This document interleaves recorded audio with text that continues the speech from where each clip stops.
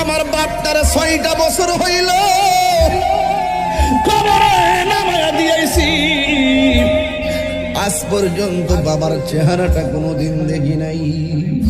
কবরে নামায়া দেওয়ার পর ওই মুহূর্তে আমার নবী, আপনার নবী বলেন, কবরের মধ্যে প্রথম রাত্র কেমন হবে জানোনি?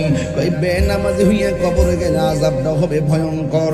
নাম্বার 1 হলো, 1 নম্বর আযাব হলো কবরের ডান পাশের মাটি এক প্রান্তে চলে যাবে, বাম পাশের মাটি আরেক প্রান্তে চলে যাবে। 2 পাশের মাটি তোমার আইসা এমন জোরে তোমারে চাপা মারবে গো।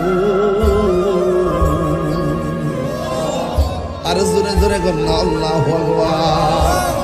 এমন জোরে তোমার চাপা মারবো, ডান পাশের হাড্ডিগুলো বাম পাশের হাড্ডির ভিতরে ঢুকে যাবে, বাম পাশের হাড্ডিগুলি ডান পাশের হাড্ডির ভিতরে ঢুকে যাবে।